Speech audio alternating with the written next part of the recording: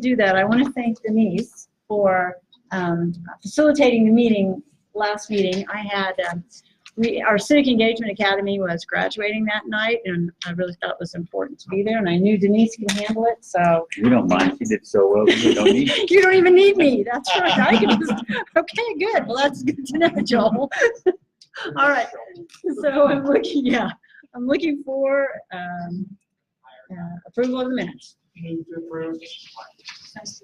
Moved and seconded. Any further discussion? All in favor, please say aye. Aye. All right, thank you all. Okay, do you have any? It's like fires here, but police isn't. So, yes. All right. How did you miss him? I don't know. Biggie. He's back there with those other guys. He's I like know them all. That's right. All right, community policing, Officer Williams. All right, so Officer Williams, Wichita Police Department 15 beat out west. One good thing, one bad thing. Unfortunately, we did have a homicide on the first. The information that I can give out is that it was an after-hours club. We tend to have problems with those once they kind of get started, but they're almost difficult to get shut down. So, but we're working on it right now. Unfortunately, an individual did lose their life as they went there. Innocent bystander who was just going inside. I think that they had just arrived. So we still are looking for the individual or individuals that were involved in the whole situation right now. But as far as anything else, it's an ongoing investigation. The good thing that I have, with it being December, we are doing our WPD for Shelters program, which is a program that I run. Basically, it's for the women and children who are in domestic violence centers, our Wichita Domestic Violence Center, where we get gifts for the kids, and then we get stuff for the moms that are also in there. So I'm going to leave these flyers up here in case anybody would like to take one. We take everything, please, no toy guns or toy swords or Nerf guns or anything like that, because we don't want them to get the wrong idea when they're inside the shelter. But it really is a great opportunity to be able to help the kids who need to be reached. And with that, I'll open up for questions. Questions from the staff board? Yes, ma'am. Is this the first time that club has been charged or found to be operating after hours? This is their first one, yes. This one probably just opened up probably 6 months ago. So they haven't been open very long. I know because I did the survey for them for them to be able to do everything. And, hadn't had any issues there whatsoever. I have driven by, they're always closed, and that was one of the things is that they were always closed during the daytime. So I never got to see what was going on during the night. We have people going by there, but this is just something that they just recently started doing. There was another place that actually closed down fairly recently, within the past few weeks, and ever since then, this is where everybody had been going. So it just so happened that it was just like that night. And what was the name of that club? The 511 Club, 511 Northwest Street. They said it was used tonight. They thought it was driveway. Nothing that I can kind of go. I can't really go into it. My hands are kind of tied because I don't want to give out anything that's going to affect the case. But it's just one of those situations where, the thing about Old Town is like when you go to Old Town, it is covered with like all the cameras. And so you know that nobody's going to try and do any of that stuff there. But once you get a bar that opens up a club like all the way out, you get out of that comfort of knowing that everything's being watched. And that's where a lot of that other stuff goes down. Other questions from the board? Any questions from the audience for Officer Williams tonight? Thank you for visiting with us. Appreciate it. All right, now fire department. Captain Hochschild off Intrepid 3, over the streets for the second Broadway. Unfortunately, it's been a pretty busy month for fires throughout the city, especially civilian fire deaths. Just had another recent one this afternoon, 200 blocks from North Elizabeth. A woman in her 70s lost her life in that fire. Go through all the typical winter heating situations we talk about, overloading circuits with space heaters, knowing how close you put those space heaters to combustibles, all those different situations that can be contributing factor to our fires this time of year. Fireplaces are also something that gets overlooked. How often do you all have somebody come out and clean your flue, clean your chimney, make sure everything's operating properly? It's supposed to be done annually, but things come up, we get busy in our lives, so that gets overlooked. It's something to really consider, because we recently also had a fire at 1200 block of South Waco that was overloaded electrical circuits up in the attic of the home. Chimneys kind of operate the same way. Chimneys get overheated because of creosote inside. They heat up the surrounding insulation. If there's anything around it, it starts the attic off also. So really want to put out the message of public safety, being aware of your surroundings within your home and having your flame escape. But beyond that, winter comments, be extra cautious. There's 554 total incidents this month in the district. We did have 3 fire loss, not counting the Elizabeth alarm. Alarm we were actually responded to was the 2000 block of Jackson, where we also had another civilian fire death, and don't have a determined cause on that fire. It mainly was contained in one room, but the occupant did succumb to their injuries on the scene. So just definitely want to make sure that if anybody has any questions tonight about what they can do to make sure their homes are safe in the winter time, or if there's any concerns you have, you know, obviously want to make sure that everybody has a working smoke detector in their home. Just went through the time change, so hopefully everybody check those batteries and make sure they're in working order. But every opportunity we can have to get out and stay out is the best thing we can do. One more thing I do want to cover also, vacant homes. If you see anything around your area, even people that have moved out of homes, we recently had a few people that were burglarizing vacant homes that people have moved out of them and are on the market. We're pretty fortunate in Wichita homes don't stay on the market very long, but if you notice trash piling up outside like the back door of the residence near you that you know isn't occupied, or people are coming and going and you don't think they should be, let somebody know. Call 911, have one of the lead officers come out and take a look, or maybe even if you think there's smoke in the area, we'll come drive around and take a look also. But we'll try to be extra aware of our surroundings this time of year. Yeah, I'm looking for questions. Questions for fire? Anything from the audience? Any questions for Captain? Thank you for Thank you. visiting with us this Thank you. evening. Good Have a night. good evening. Also, I have one more thing. Oh, As far as the GIFT program, this is something that I run through the police department, but it is not funded by the police department. So anything that I get comes from the citizens. So if there's anything that anybody can do, I'd appreciate the help. Because I think we have like 350 kids that we have to pay for, so. Are they supposed to be wrapped or? Usually unwrapped. Because sometimes we get gifts that are wrapped and then nobody can tell us what it is. So it gets pretty difficult during December. What about the battery sizes? What are the most common battery sizes? Usually AA, sometimes AAA, sometimes the weird square one.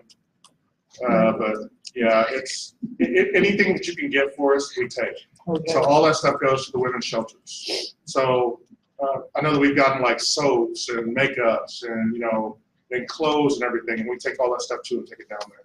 Because we want to make sure that the mom is taken care of also.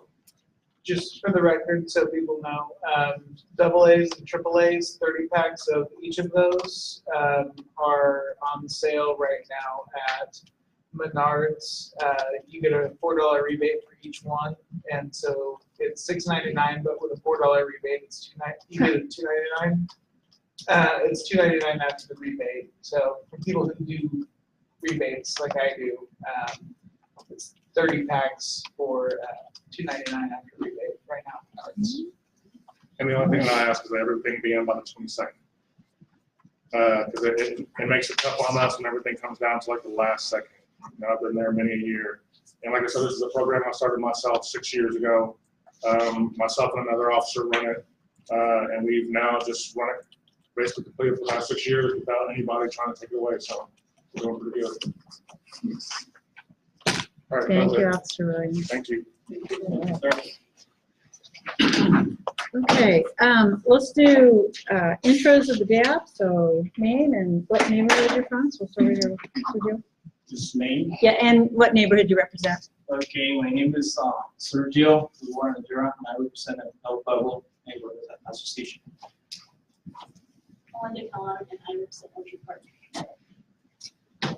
Linda Matt, new block of Cedar Park.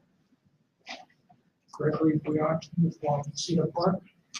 James Deckard, North Riverside. My name is Denise O'Leary Senior. I'm with Indian Hills River Band. Joel Wise, Sherwood Glen. Tina from Riverside.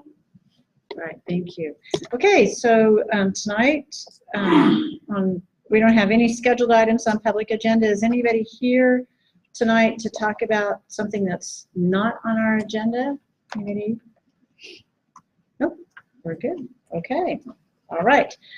So we have one item of new business tonight, and that's the Riverfront Legacy Master Plan. I don't know how many of you have had the opportunity to be a part of that, but thought it would be good to have Evan Roselle from the Greater Wichita Partnership come and give us an update on that, and then we'll take questions and comments from the board, and then questions and comments from the audience tonight. So turn it over to you, Evan. Thank you very much, and thanks for the opportunity to be here, Councilman Brewer. Thank you to the District Advisory Board. What's the best place for me to stand so that you can? Right there. I fear for your neck. She can turn it around, or Tina, if you want to, you can come over here if you want to.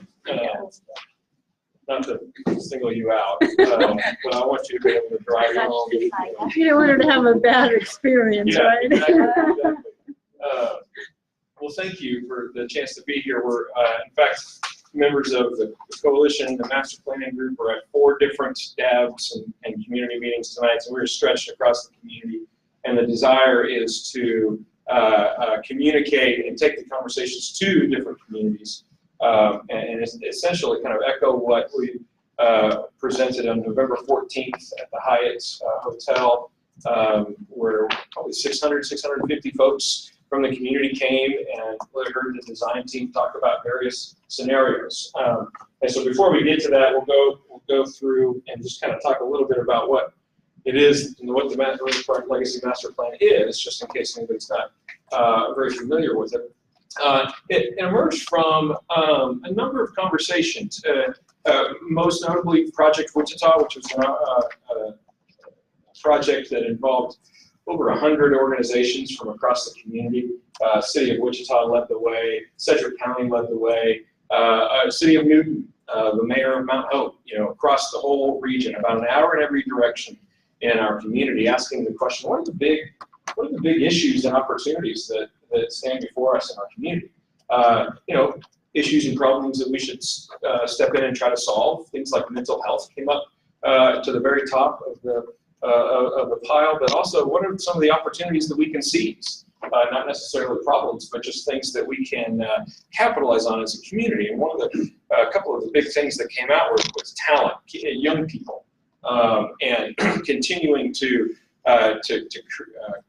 retain and attract and develop our talent in the community. And that also had a strong tie to issues of quality of place. And when we say quality of place, we're talking about things that are attractive to current and future residents of the community, more than just drive times and things like that, which we have a pretty good rate here for. But and it started to piggyback on some of the conversations that the community's been having over a period of a number of years relating to the east bank of the Arkansas River.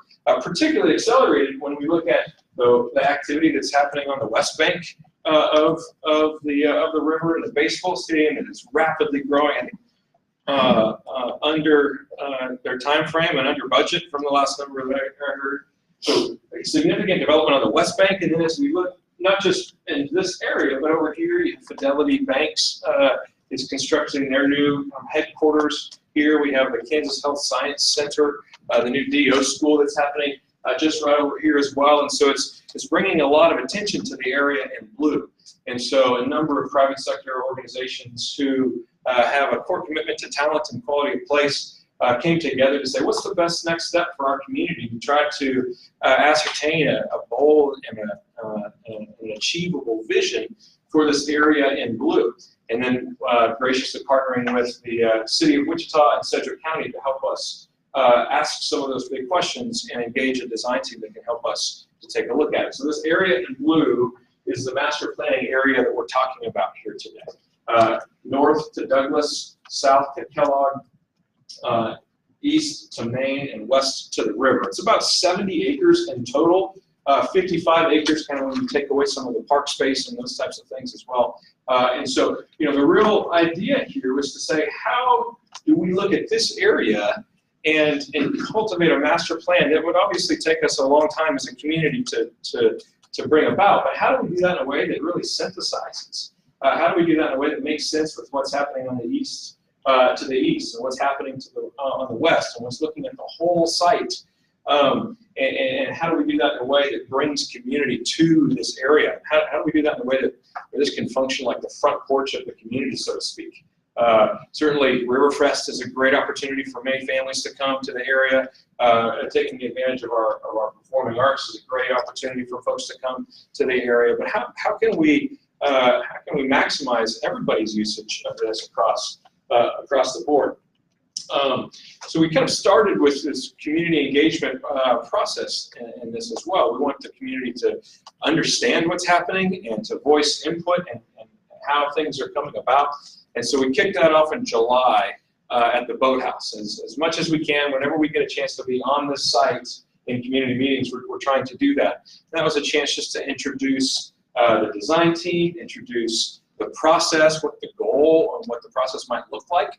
And then in September, we hosted what we're calling Urban Explorations. Fancy word for walking tours of the area. Because if you're anything like me, you drive around the area a lot, you know, in Kellogg or in Douglas or in Maine. And absent Riverfest, it's, walking around the site is really helpful. So we had design team folks that were there kind of helping to curate some of the questions. So, you know, as we leave Century 2 and look toward the river, can you see the river? Do you want to see the river? Or walking along the river, several folks pointed out that a lot of the buildings you know, along this area are kind of backing up to the river rather than facing the river. Do we like that? Do we not like that? You know, what does that do in terms of putting HVAC and some of the technical or the ugly, so to speak, on the riverfront? And how best can we, when you get out of your car and get on your, you know, on your feet, experiencing the site was really, really helpful. We did that in September, had Q&A sessions afterwards. In October, and we'll talk about a lot of this stuff, but in October, we also hosted the design team back in town again at a large community meeting at Century 2, where we talked about some of the market and the unique economic realities of looking at a master plan this big, and talked about what the demand potential would be on some of these things, and really saw that in addition to performing arts and convention, opportunities for mixed use development. When we think about retail or things like grocery stores or cafes or ice cream shops or restaurants. We also talked about commercial opportunities for commercial space, and then also residential. And they, as they were describing it, they said, you know, it's a lot like Old Town, where we see those three types of development kind of mixed in between, where a lot of the first floor are restaurants and retail and things for the public to engage, and then the second, third, and fourth floors of different things could be offices or apartments, those types of things. But really understanding, as we look at what's possible, we want to make sure that from an economic and a fiscal standpoint, that it makes sense. We have to eat our financial fruits and vegetables at the beginning, rather than draw really pretty pictures and then say, all right, well, how are we going to pay for it? And so we talked a lot about that. Some folks thought that was boring, but the idea of that was that we were really going into the nitty-gritty of what's possible on this site if we can connect all the pieces well. In November, we met at the Hyatt again. It was about 600, 650 folks that came, and we went through some of the information that we're going to go through today. I should note now, riverfrontlegacywichita.org, and I've got a bunch of cards here that I'll hand out to everybody. Has all of this information, all the presentations that were made, and all of these contexts all online. In November, there's the video of the whole presentation, along with all the PowerPoints and all the data that you can see, to kind of walk through what it is that we're hearing from the community. And through the community input that we've been receiving online in meetings like this, we started to see some common things that were emerging. The number one thing that we heard from the community was green space.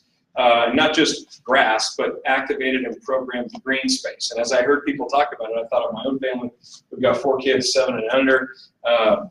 A lot of times after dinner, at least in the summertime, we're just looking for something to do to get the kids out of the house. We run down to the Keeper because it's free and it's enough activity to keep people, interested for a little while until they start melting down. It's bedtime and those types of things. But green space really came to the top, and opportunities for the whole community to gather, young and old, and from different areas of the community. And the other big thing that really emerged was accessibility to the river. And so one of the things we heard comments from as we look at this area is that it's kind of hard to access the river from either the east or the west side in terms of walking along the river. If you come this way, you're going to have to kind of go around to Douglas or down to Waterman to come through, or water walk. There's not a lot of density of activity that's happening there that brings people there and brings people to the river. And so kind of green space and accessibility to the river were kind of the two big things that came. And obviously there's some key existing facilities on this area. Century 2 being a large piece of it, Bob Brown, of course, being another piece, the library. It's now abandoned, but still a sizable building. And so we're starting to get some feedback on those things too throughout that process. We'll continue to talk about those things here in a second. But a lot of that input helped us to form some like planning principles, kind of some North Star commitments that we started with before we started even drawing pictures. We have to understand what's important to the community and how do we kind of define a rubric of success and then measure that against some of the ideas that have come. So a couple of these planning principles here. Excuse me, the font is a little bit weird. There's some translation issues with the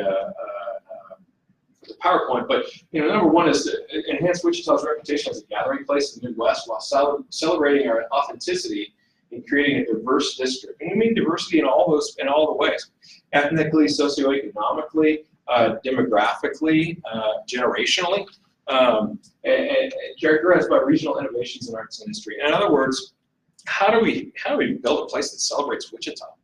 How do we build a place that honors our past and our traditions, but also it has an eye toward the future at the same time? Second, contribute and enhance Wichita's riverfront parks and open space legacy. We see that as a key area. And then the top one here, create an economic engine that utilizes the planning site to support innovative and engaging public programming while promoting interaction with the river and neighboring districts too. And so we talk about an economic engine. How do we think about this whole area and all the activities on there so that we create economic value so that it's in some ways endowed? If we think about big green spaces, Councilmember Claycomb knows that it's not free. How do we program those things? How do we think about the costs that would be required to maintain that programming through some of the economic activity that's on the site? Also ensure long-term sustainability of public assets. As we think about big buildings and think about the cost of big buildings, I know my mind used to just go to the cost of construction.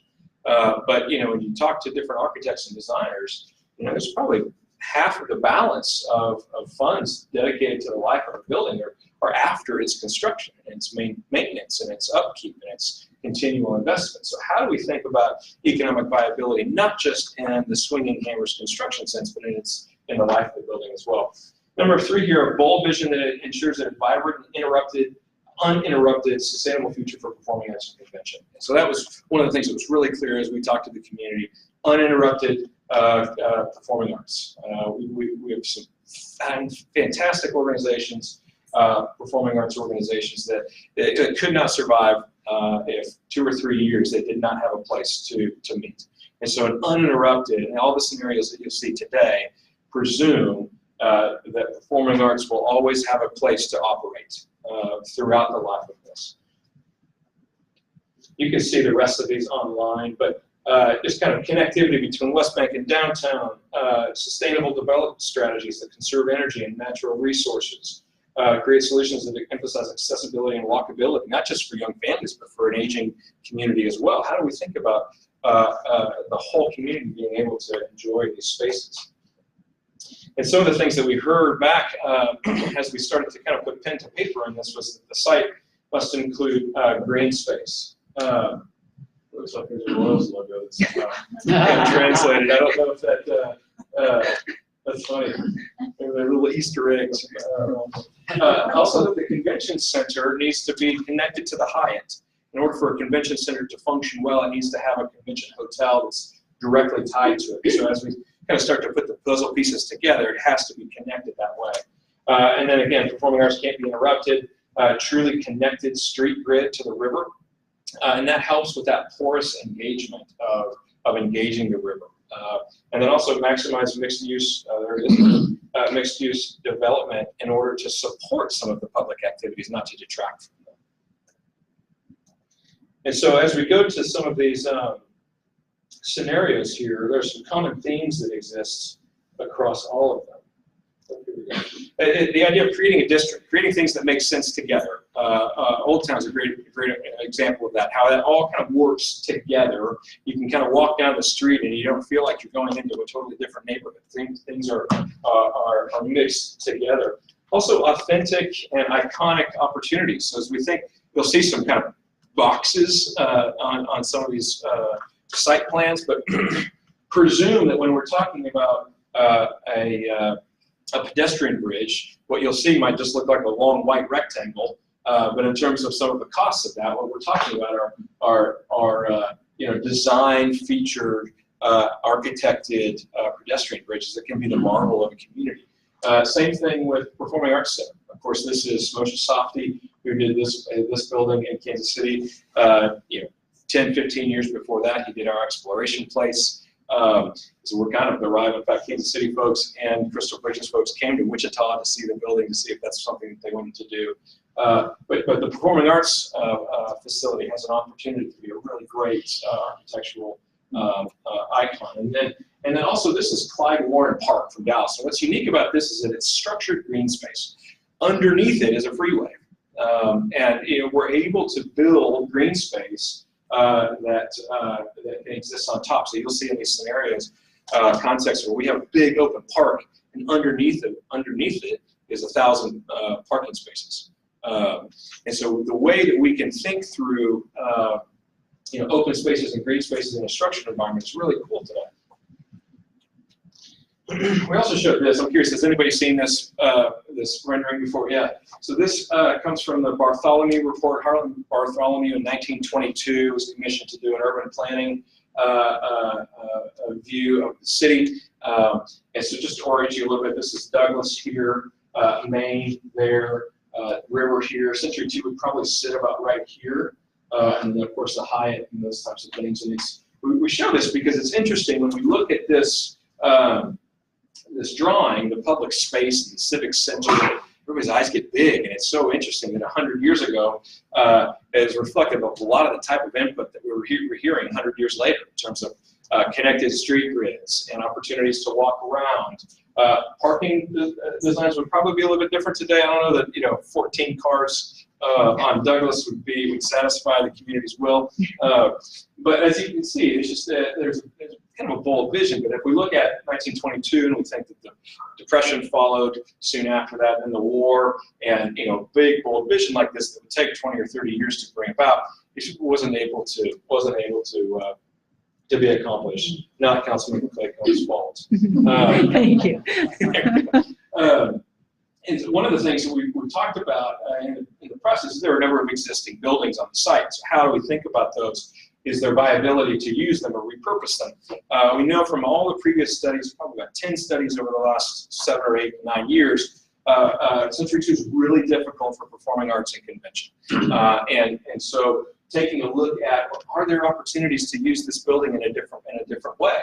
There's a lot of zeal about this building. Now the master plan is much bigger than this one building, but it certainly encompasses it in certain ways too. And as we talked to the design team, one of the things that we see that's unique about this building is, rather than like the Astrodome, where the weight bearing is in the roof, the weight and the load bearing in this building is in the central core. And so even if we were to renovate or try to repurpose, that core would still remain, and we'd have pie-shaped uses, which, when we talk about convention needs and 150,000 square feet of contiguous exhibition hall space, or when you think about the particular needs of performing arts in a modern sense and the technologies that are needed, it's pretty hard to do that with this core in the middle. So how do we think through repurposing here? The other big piece that we have taken a look at too is the library. It's a fascinating building to look at. It really built to hold many tons of books, which interestingly is not the type of design you would want if you're running Wi-Fi across the building, right? And so how do we repurpose a building like this? I should go back and talk about Century 2 now. Without Bob Brown, it's about 250,000 square feet of space here. When we add Bob Brown to it, it comes just kind of a little bit around 400,000 square feet. So when we're talking about repurposing 250,000 square feet, that's where it gets interesting. What are the uses? Is there a market support for those uses? What would the investment from the city's perspective be? And what would the yield be? What would the cost benefit be for our community? The library is a little bit different. It's about 100,000 square feet. And so, when we think of things like esports stadiums, I guess that's the right word, which I learned throughout this process. Esports today is bigger than the music industry and the movie industry combined. And there's some great entrepreneurs in our community that are really working hard on that. It's interesting to me. So the design team looked at a number of different types of buildings for repurposing and reuse of something of that size and magnitude. When you talk about an esports facility, that's around 100,000 square feet. When we talk about like something like the Denver Central Market, it's about 15,000 square feet. When we think about the Palace of Fine Arts in San Francisco, about 120,000 square feet. So, chopping things up into different incubator spaces and different mixed uses, is something folks are taking a look at.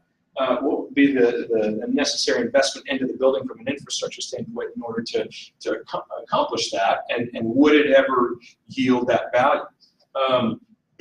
When we think of probably the closest thing from a square foot standpoint throughout the country is the Berry Building in San Francisco. It's about 200,000 square feet plus another 70,000 for retail. One of the big distinguishing factors in this context is it's not round. It doesn't have that core elemental structure that Century 2 does. Also, it's on the ocean, and it has ferries coming in every 7 to 10 minutes with several hundred people. So the foot traffic there is a little bit different. And so one of the things we're hearing from the design team is that Century 2 can be renovated, but suitable and sustainable uses for its building size of about 240,000 Royals square feet are few. And while a combination of mixed use can be considered for adaptive reuse of the building, it's likely that these would, it's not unlikely that these would generate developer interest just from the amount of investment that would be required. So if we're thinking about kind of white boxing this, or from an architectural term, getting it to where it can be reused, probably about 160 to 180 million from the public sector. And that's before kind of tenant improvements or developers would need to come in and add to that. And as the math kind of pencils, RCLCO, who's kind of the national commercial or the real estate consultants, it's just really hard to see that math work and have a market response to that. One of the ideas that they came up with is that the beauty of the building is kind of on its exterior. What if you had kind of retail around the exterior of it, use the middle portion for parking then to support that exterior? So just some of the thoughts that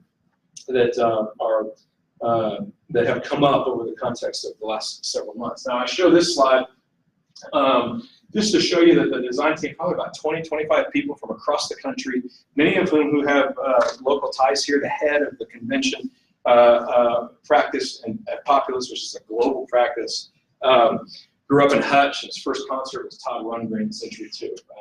And then Larry Hoomer, Larry Hoomer, his son Derek Hoomer is with Olin Landscape Architects, and he's been involved in this too. So a lot of local ties, but these are all the different ideas that they started to come up with over the course of a number of weeks. Some of them are crazy, like this one, where you see they're taking the river down across Century 2 and then kind of into the baseball stadium, creating like a different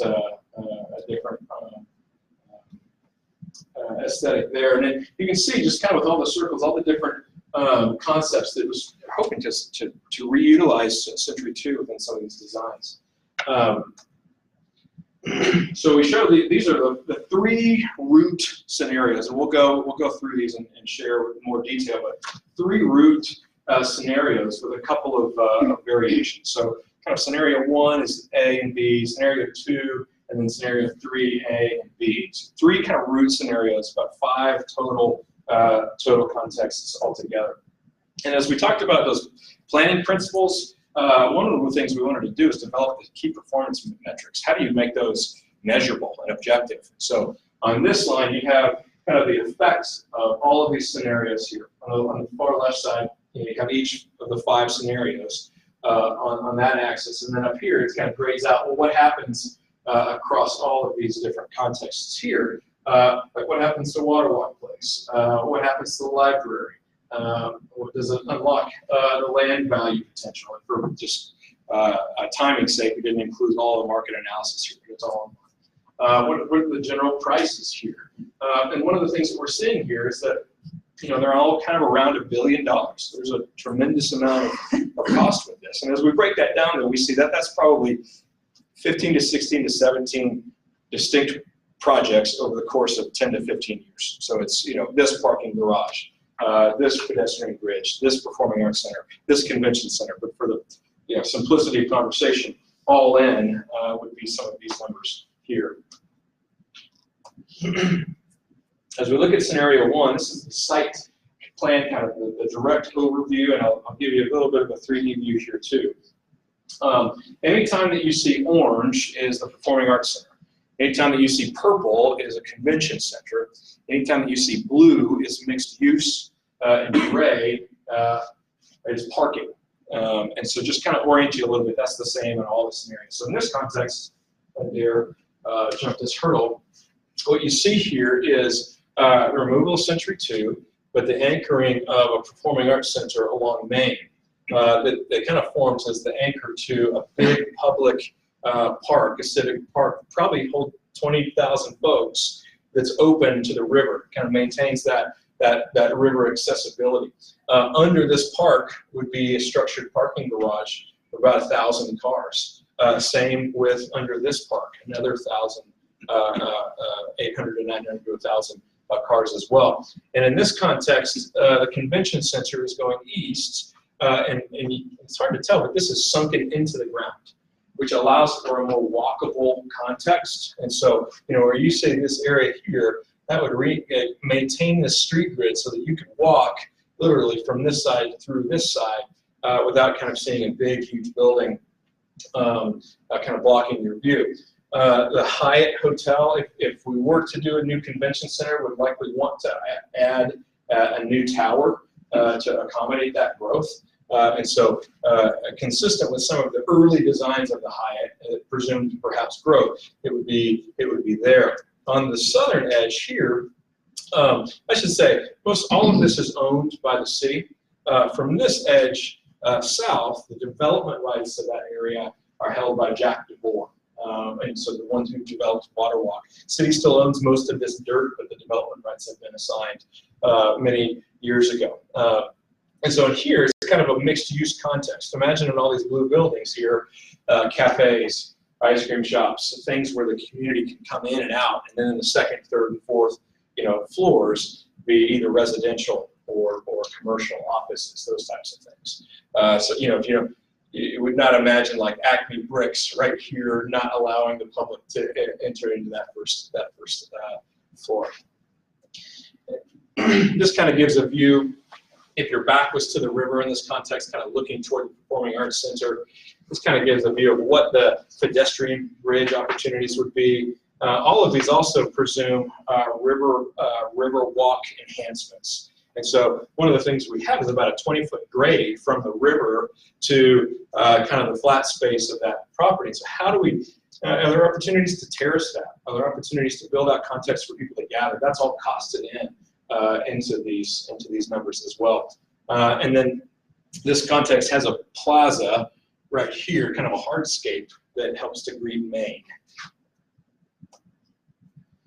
So as we look at some of the key characteristics of this scenario, we see about 10 acres of green space. We see a new convention center, new performing arts center, replacing Century 2 in the library in this context. completely reconnected street grid. And some folks have asked, well, you know, are these bold scenarios? And perhaps one of the boldest things about this scenario is that it reconnects the street grid. And then about a cost of $1 billion to $1.5 billion. Mixed use development potential here about 735,000 square feet. This is scenario 1B, similar to 1A and a lot of the key orientations. Again, performing arts here where the old library was, development along Douglas, which allows us to capture that value and help kind of create the economic engine that would sustain these items over the long haul. What's distinct about this, two major things. One, this convention center is raised above ground. It's less expensive that way. And then secondly, it takes a look at the current King of Freight building and the boathouse along this side.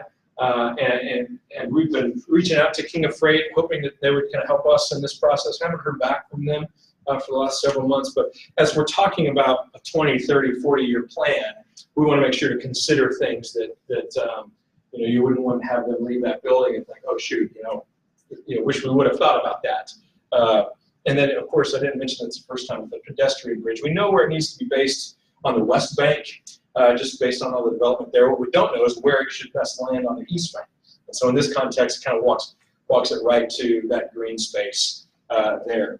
The biggest distinguishing factors in 1A and 1B would be the mixed use potential here and the amount of value that can be created to support some of these things. Parking is a question a lot of people ask about. And so this is just kind of an overview of parking opportunities. You can see parking layered through a number of these mixed-use buildings, like on the second floor. You see parking underneath this green space, parking underneath this green space, and also parking around this site as well. And although some of these are privately owned, if we can increase density in this area, I'm sure arrangements can be made for the public to take a look at some of those, to use some of those parking spaces. This is the second scenario. And what's unique about this, kind of the bold vision about this, is this 4-block green space that opens up to Douglas. And so a lot of people are captured by that. And then sometimes when we talk to the community members, they say, well, yeah, but we're building a wall against the river, and access to the river was something that was really important. So, you know, those types of things that come out in this process. But in this context, convention center against the river here, performing arts against Maine, library stays in this context and reused in some way, added mixed use in these areas, and you know, these scenarios are kind of mix and match. If you like something on one, it can be accomplished on another. You know, this is different than 1B. You could add some of that mixed use back into this context as well. You see here the pedestrian bridge kind of goes into that building gap between the convention center and the Hyatt Hotel, less of an open, sprawling kind of reception in the green space. You know, another feature about this is that the disruption time for conventions would probably be from the 3 or 4 year time period, whereas the first scenario is kind of in that 1 to 2 year disruption. For conventions only. For performing arts, there's no disruption for all of these. As we think about a long park, you know, it can accommodate things like little,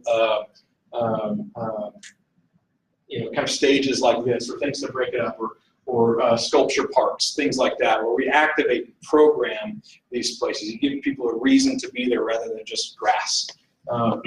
Again, more viewings of you know, convention center and pedestrian bridge as well. This has about another acre of green space, just with that long park. New convention center, new performing arts center, replace Century 2, but renovate the library. Maybe 825,000 square feet of mixed-use potential. A similar cost context, and a reconnected street grid. Scenario 3. And for those in the community that have really said, hey, we need to keep Century 2, this is a scenario that tries to honor that as well.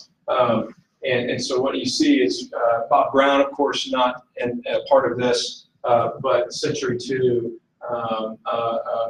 remaining, as well as the library. And when in a scenario like that, there's not a whole lot we can do north of this area. Just kind of the way that it takes the space. There's not a lot of work that can be, it's hard to, you couldn't really put a building right here, nor maybe would you want to if this was the community's desire to have Century 2 remain.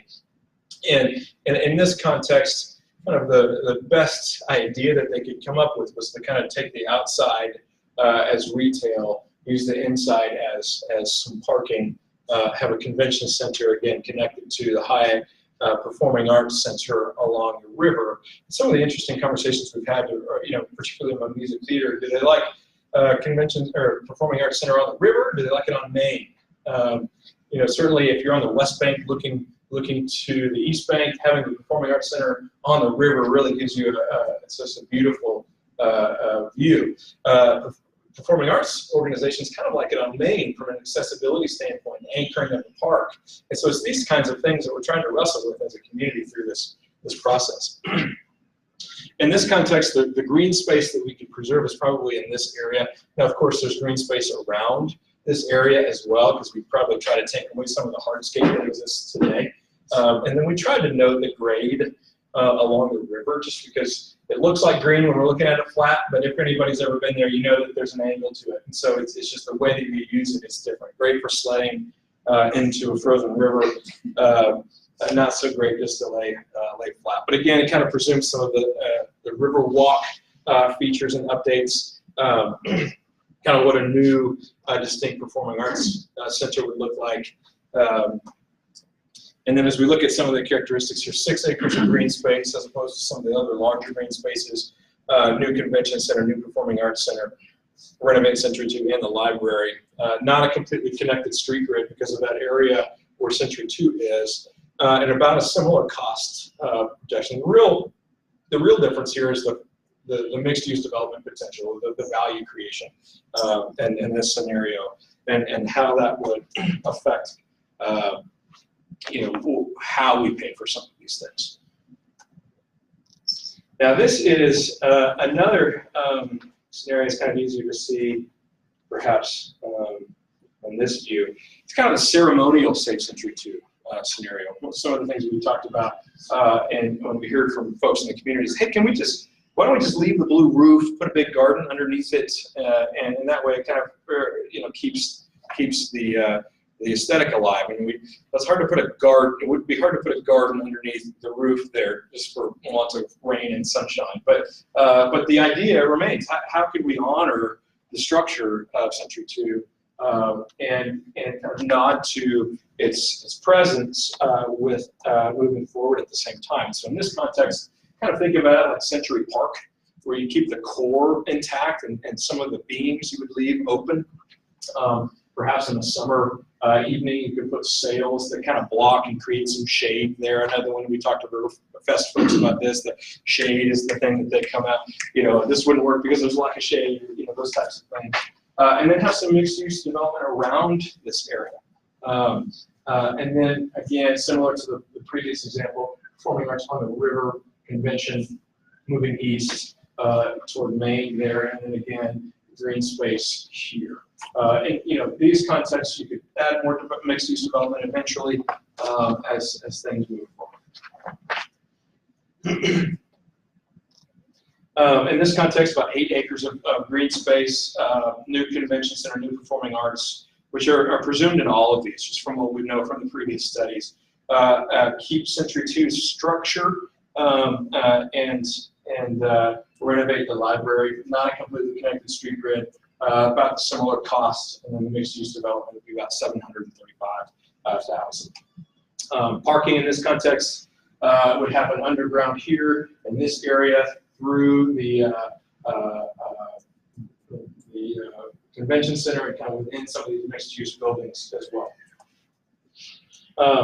One of the things we're asking the community to do is, all this is available online, Riverfront, Legacy, Wichita.org. There's a questionnaire on there that goes through each of these scenarios. It's, what do you like? What don't you like? We're avoiding having people vote on it because there is a mix and match element of a lot of these things, but going through and saying, what do you like about scenario 1A or 1B? What do you like about 2 or 3A and 3B? And working to do some analysis of what are the major themes that we're hearing from that.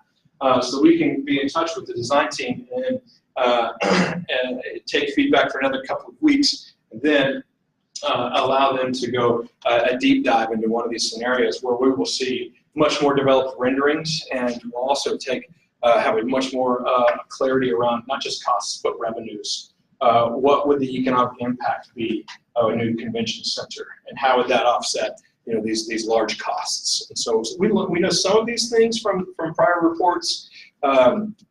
There's a 2016 report that talks about kind of $900 million in revenue over the course of I said economic impact over the course of 10 years once things are up and running. And so how do we make sure that the pictures don't just look pretty, but it's feasible at the same time? So we asked for everybody's input on that, just to help kind of orient you. We're looking at boxes that look like this today. This is in Orange County from Populous. This is kind of what their convention center looks like today. So in that context, it's an orange box. In this context, it looks a lot different. So I know that sometimes it's hard for people to appreciate boxes that look like this. With that, defer to Councilmember Claycomb and the District Advisory Board if you have questions, comments, and obviously we take questions, comments from folks in the audience there too. I might pass these cards around if that's all right. Questions, comments from the board?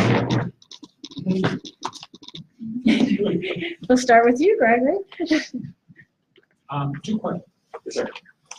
First question, with respect to the performing arts, when you were showing 1A, you showed looking back from the river towards the performing arts and being an outside venue.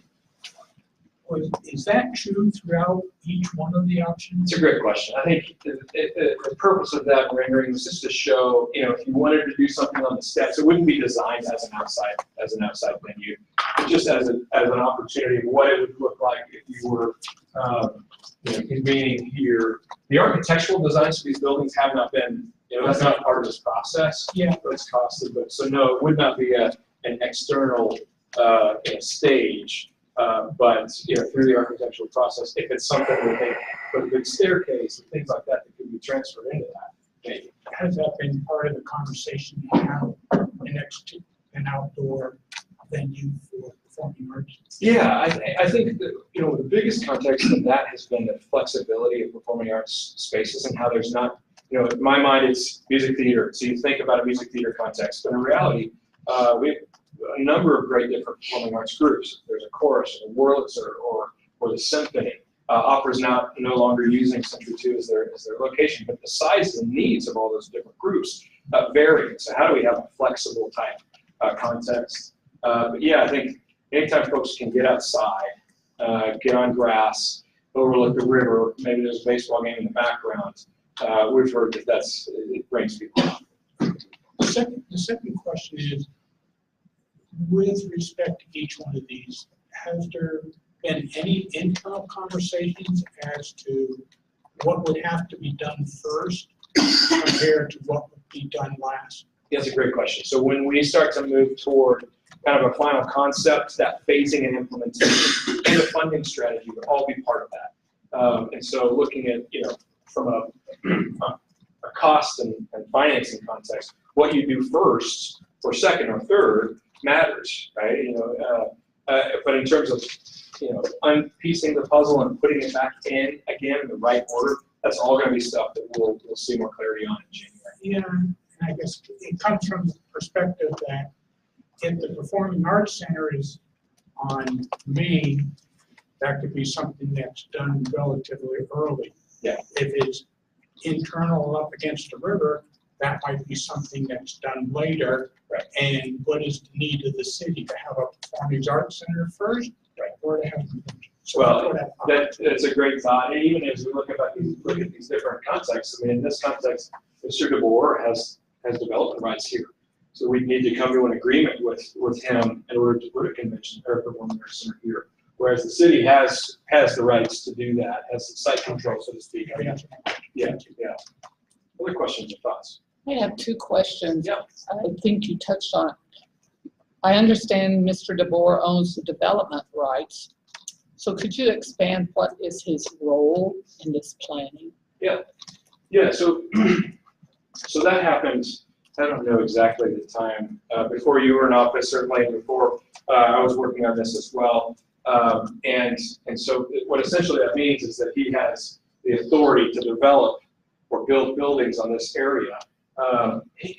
We started this from the 5 coalition members, I should mention that earlier, the Chamber of Commerce, Greater Wichita Partnership, which is a regional economic development organization, Visit Wichita, which is our convention and visitors bureau,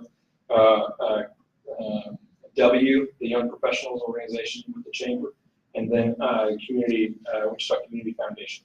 Those 5 groups came together, and then we talked with the city and the county to come forward. So we reached out to Populous. We raised funds throughout those seven groups. Each of those private groups probably put in about $90,000, and the city and the county each put in about $100,000. As that process was moving forward, we certainly were having conversations with Mr. DeBoer about, look, we're talking about your land here. What are your interests, and how do we make sure that we're talking about something that makes sense for the whole community and for him as well? So he was helpful in helping to provide some financial resources for us to engage the community, to take this out, to hear from the community. But with any of these stakeholders, whether it be Mr. Ruffin, Mr. DeBoer, even folks that are developing on the west side or the east side, we're trying to talk to them as much as we can so that we're having a plan that makes sense. So he's been involved in the process. He's not leading or driving the process, so to speak. And our conversations with him throughout this process have been encouraging. Hey, let's do something big and bold for the community. The other thing to mention with this area is that it's within what's called an opportunity zone. So in the 2017 Tax and Jobs Act, there was a provision of that allows for capital gains to be either recessed or taken away if you invest in a certain geographic area. And so this is all within an opportunity zone. And so there are a number of folks who have thought about that type of investment and how we can capitalize that as well. I'm sure that's true for Mr. DeBoer as well. So when one owns development rights, I'm familiar with mineral rights, but development rights, how does that work with DeBoer? Does he get income from the building, from whatever is there? Yeah. Based on their sales? Yeah, and I believe, and I have to check some of the documents on, I used to be an attorney, not a real estate attorney. Yeah. So you're stretching me a little bit, but I believe the city has a land lease, and Councilmember, you might have more specifics on that, where he's paying the city to use this land for a long period of time, 80 or 90 years. So like, for example, when the King of Freight, he owned that building, and the city owned the land. So he had to come to us when he wanted to sell it to King of Freight and say, okay, you own the land, so you have to approve the sale of this building. So he has the rights to develop things, but then he has to ask us for, I guess, land use rights is what it meant. Yeah, consistent with the terms of the agreements from many years ago.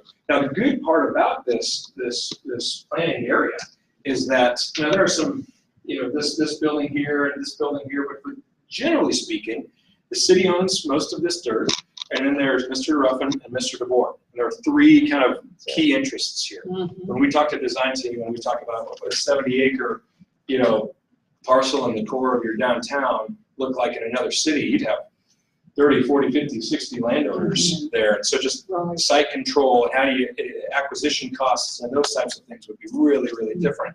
We're lucky in the sense that it's simple. Relatively, none of this is simple, but simpler. That you have fewer folks with property rights there. If we can get those 3 folks on the same page, you could really do something cool. Okay, my last question is, I heard about parking and how to accommodate cars. How are we going to accommodate bicycles? It's a great question. One of the things, and I cut it for time, but we can talk about it. I should zoom out and say Populous is the lead consultant here, and they have 4 or 5 different sub-consultants that are a part of this team. RC Elco is taking a look at all the economics and market data. Olin is looking at green spaces and how to utilize landscape well. There's some cost consultants that when we get to that stage, they'll, it's the real nerdy but really important stuff. And then there's a group called Nelson Nygaard. Nelson Nygaard is a transportation consultants that's working with the city on what the downtown streets plan already. So they're familiar with Wichita, and one of the things that they're doing is talking about complete streets. One of the things we can presume about complete streets. So as we look at these white streets and this type of a high level rendering, well, one of the things we want to presume is that there's space for bicycles, for walking, for parking, for accessibility, for crosswalks, for buses to get through. It's all kind of contemplated within these streets. So that we're talking about our older generations, our younger generations. Accessibility would be of prime importance, because they're reintroducing the street grid, but not in a way that people can get around very well, would not make a lot of sense. So that would include available parking for bicycles. Yeah, absolutely. Yeah, and when we get down to that level of granularity, down the road, in whatever scenario the community chooses, that would certainly be something we talk about. Now, one of the things I point out, and sometimes it's hard to catch it, and I wasn't meaning to gloss over it, but Waterman today kind of forms an S right here, and in all these contexts, that S is removed, and it's a grid. And what happens when we see the S is that it kind of cuts off two parcels here. And you can't really develop that little sliver on the northwest side, and you can't really develop the sliver on the north or the southeast side. And so by reorienting this grid, we're making this parcel available for whatever use, whether it be mixed use or performing arts or parking, those types of things. And so Nelson Nygaard's helping us with, all right, well, what happens if we have a game at the new baseball stadium and people want to go east? Can this system take that type of traffic? And short answer is yes, those types of things as well. Other questions? Thank you. Other questions from the board?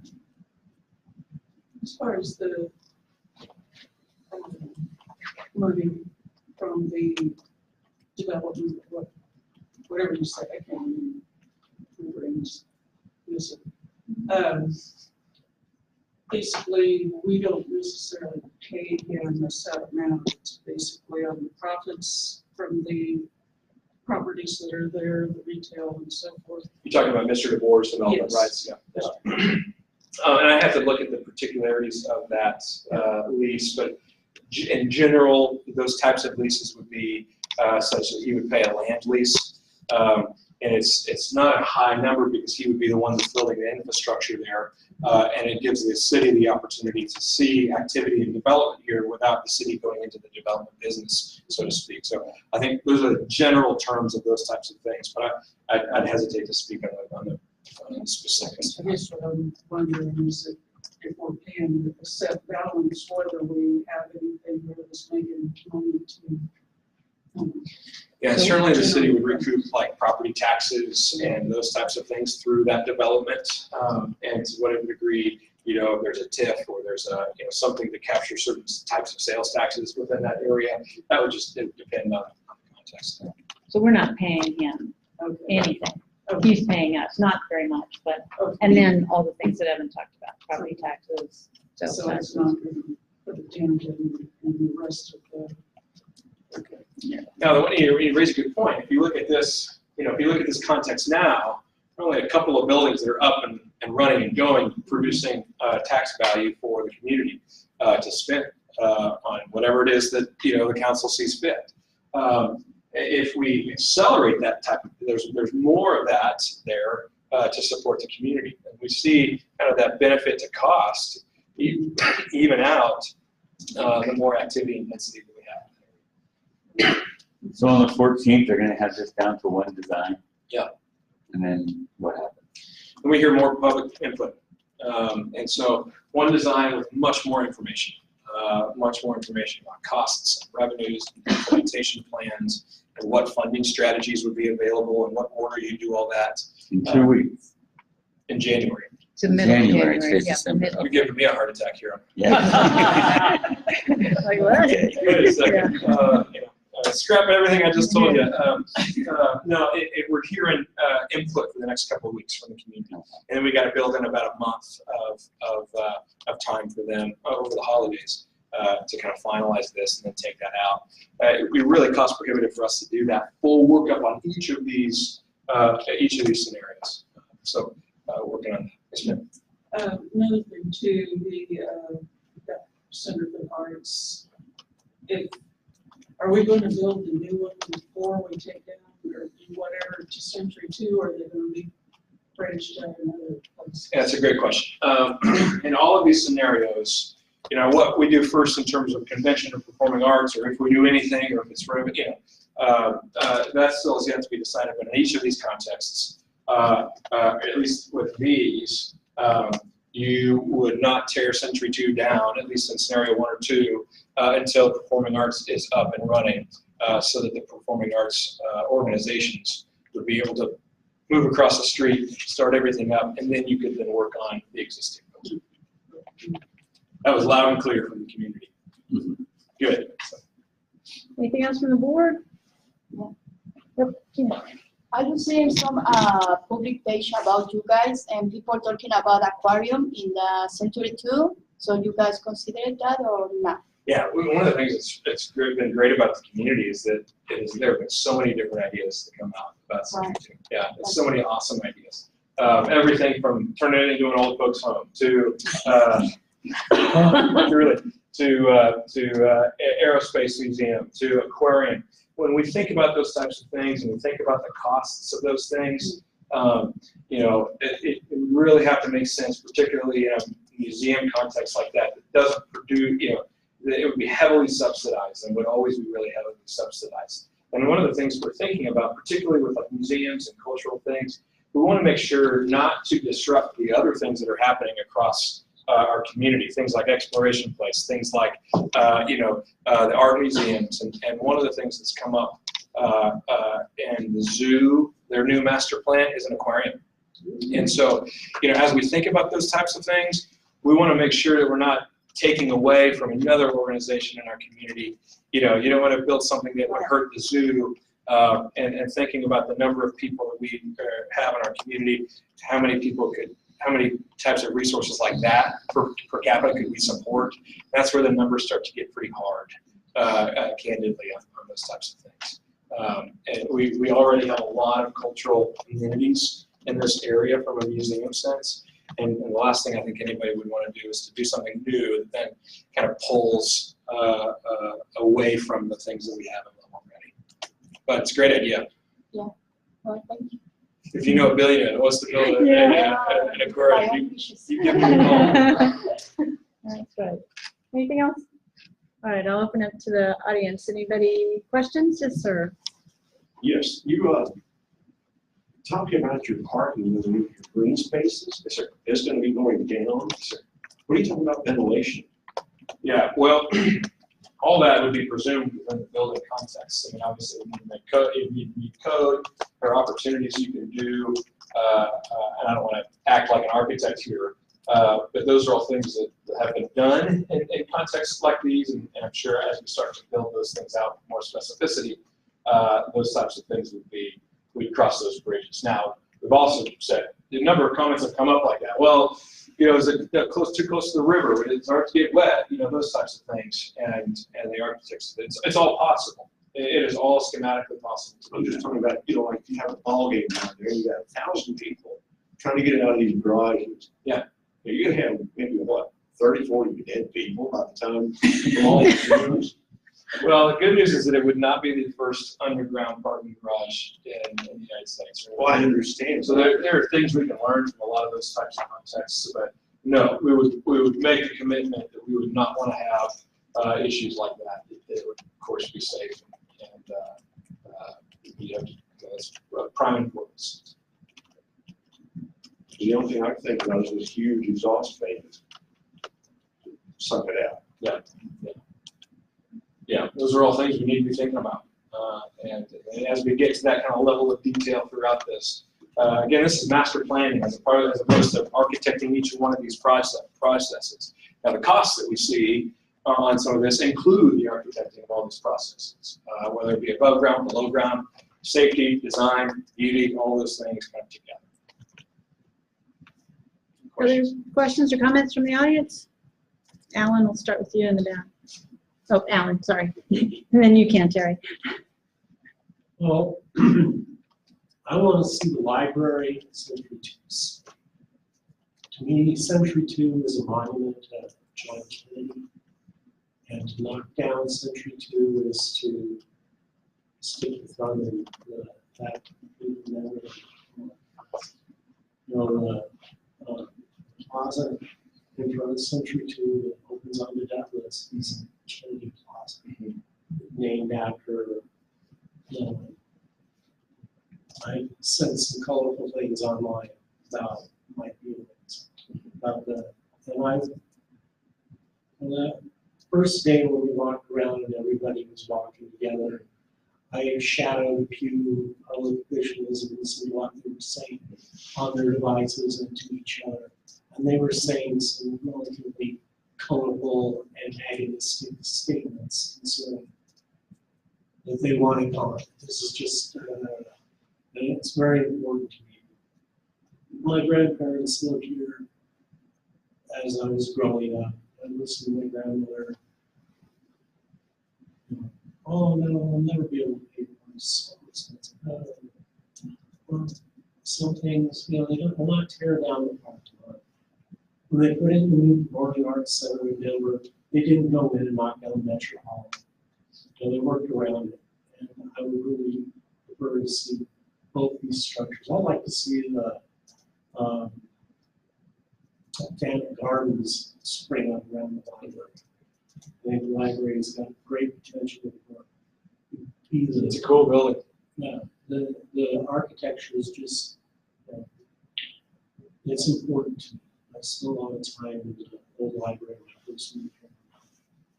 And the space and all that, it's near and dear to my heart. I haven't spent a lot of time in Century 2 because I can't get building shells and stuff. I'd like to see it opened up. I'd like to see a sod roof put on it, native grasses and wildflowers. And there you got your green space. And kids can play frisbee on top of it, and big frisbee with frisbee balls. Not my kids. But yeah, that gets your point. Nashville has a great example of that green space on top of their convention center. Some really cool things we can do. So we're trying to be as creative as we can to think about. Honestly, conservative. Thanks, Alan. Terry? With all due respect to the gentleman behind me, I would, from what I've heard in the meetings, it's not very useful anymore because of technology that has gone so far past what it was originally designed to be able to do. So I would personally rather see it removed. I understand it's iconic, but for me, I'm not a very sentimental guy as a general rule. And I'd rather look to the future and see what we can do with that space. So I'm more in favor, commentary is I'm more in favor of 1A or 1B. Second thing, this is a question. So Mr. DeBoer, would you specify to Mr. DeBoer what would be in his controlled land? Would you specify we want X number of square feet of retail sales, we want X number of square feet of restaurants or that kind of stuff? Or will that be kind of totally up to him? Because quite honestly, I haven't seen him do an awful lot with the years he's had the land. Yeah. Secondly, so the land the city owns, how would that just be let out for contract for whatever development goes in there? Or would you let out for contract to a developer to do that? How would that work? Sure. I would take your question one piece at a time. With regard to this area that you're talking about, Mr. DeBoer's development rights, one of the things we did in this process, RCL code, and all this stuff is available online, talks about what this site could support from commercial square footage, hotel product, retail product, residential product, who've done that work to say, this many square feet of this type of residential space at $2 a square foot. So we understand what it is that this area can support. And we've also done work to look at the whole downtown and say, well, would you be pulling from other contexts in order to make that work? And how would the broader downtown then operate with that? We've even looked at the county, the whole MSA, and said, well, how do we compare, how do we build this in a way that complements the whole county? So that kind of data of what's prescribed in these areas, we've got that kind of study. And one of the helpful things about a master plan is that it helps us, if we say, if the community says, pick whatever scenario you want, if they like 3A or 2, and master plan is helpful because it kind of gives clarity and in some ways restriction to stay within that master plan of development, so that we don't value engineer something in ways that we later regret, or we don't scrap it, or those types of things. And to the extent that we need to diverge from that master plan, that's something that we have to bring to the city. And so we've seen a couple of master plans function that way. Project Downtown, the downtown master plan has been helpful in that regard. This is, hey, look, this is the highest and best use of this type of parcel here for the community's benefit. Let's make sure we're focusing on that. And that master plan, from a planning code standpoint, kind of restricts the use to make sure that it's within that type of use. As to kind of letting out for contract, yeah, and obviously we're not to that spot yet. The city would then, consistent with their policies, that I imagine an RFP or a contracting process as soon as we have final clarity on those types of buildings. So that'd be down to the road. Clayton, and then we'll bring it back to the room. A couple of questions here is, one is I'm seeing on all of these plans here is addressing parking supply. I'm not hearing or seeing very much address parking demand in the sense of reducing demand so that you don't have to supply as much. Sure. So for example, I would like to, I'm hoping it's being considered, for example, some of these have 2 underground parking. What could be done with building only one of those, such as expanding the queue lines so that people don't need to park there. Or if there's a possibility of building up the existing parking garage instead of building down. Right. The other thing I did kind of wonder is, I think it was your 3rd or 4th page, on the costs and effectively return on investment. I wasn't fully understanding that last paragraph, or the last column. If you can go back to that. Was it the private investment? Yeah, the private investment and the costs. So that essentially would be the cost. It's not included in the billion, but the cost that private developers, private parties would pay to develop these various amounts of blue buildings. So that would not be something that the city would pay for. That would be something that Joe Developer, Joe Citizen would obtain the rights to it, build it up with their own money, and that private investment would then be private and distinct from the public types of investments like parking or performing arts or conventions, those types of things. Well, and like on the last column, was that returns over 20 years? Is it returns per year? That was the amount invested. That would be the amount that would be costed for the private sector to build those buildings up and operate those buildings. I may have totally misunderstood that last column. Let me take a look here. Whoop. Trying to get fancy. That's what happens. And while I search for this one, addressing your first question about parking need rather than just parking use, as Councilmember Claycomb knows, parking is a passionate issue to many folks in the community, and I've heard the room. And we are talking about replacing the number of parking spots we would be displacing currently. So if currently there's about 1,200 to 1,500 parking spots on the site, we would be replacing that. And to the extent city or community want to do something different, we'd have to kind of hear that from the community. So I'm trying to find this. If I can maybe get your email, or if I can maybe have Anna get your email, I can answer your question very directly. And yeah, the comment on the parking, that's part of what I am basing off of, because as of last year, the technical study that, as I understood it, we have parking oversupply already. So even maintaining the number of parking spaces we have now is basically paying for empty parking spaces. Yeah, we have not a shortage of parking supply in this area. I haven't experienced it. Yeah. No, we do not have a parking shortage, is what I'm saying. Okay, yes. But in terms of community appetite for parking, that's something we have to consider too. Exactly. Yeah, okay, so.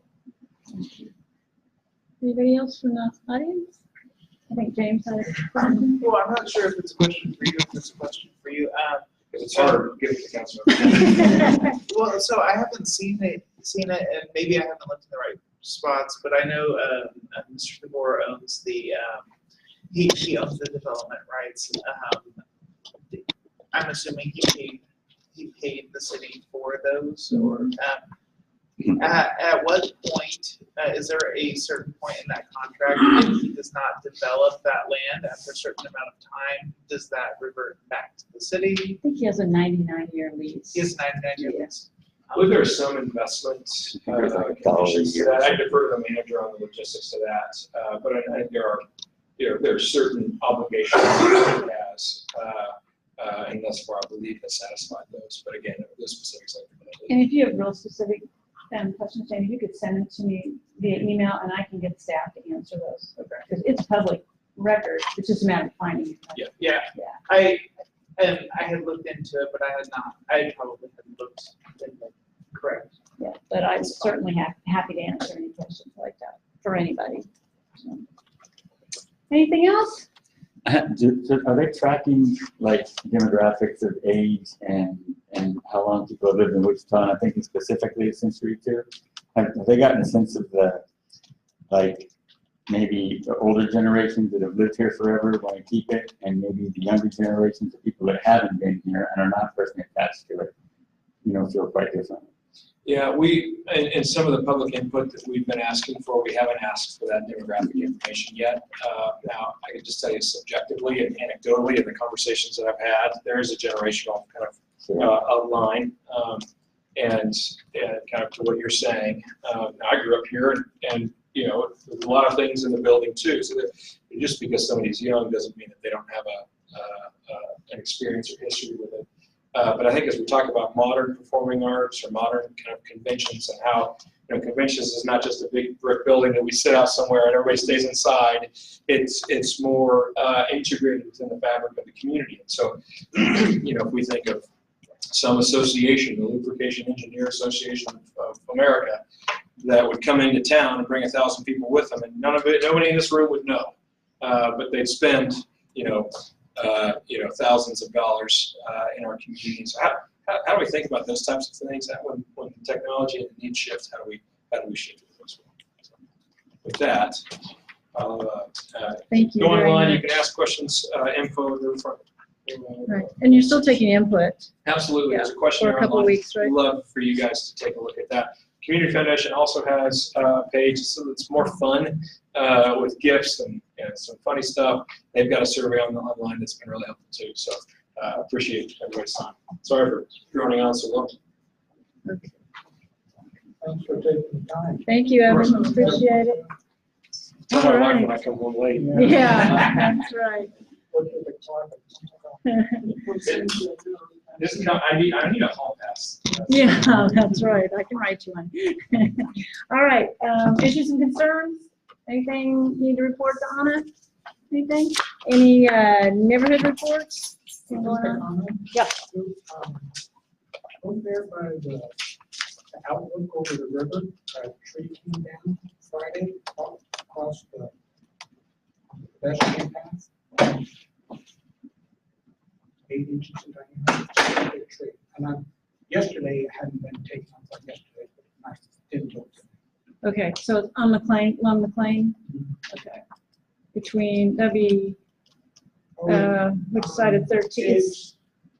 It's the lookout? It's south of 13th. It's about halfway between 13th and 9th Street. Okay. I'm gonna put that to Parks. Okay, we'll put that to Parks and see if they've taken it. Thank you. Any other good stuff? Okay, a couple things I have. You got these announcements about the Evergreen Holiday Community Gathering, which is great fun. So if you want to stop by, it's really fun.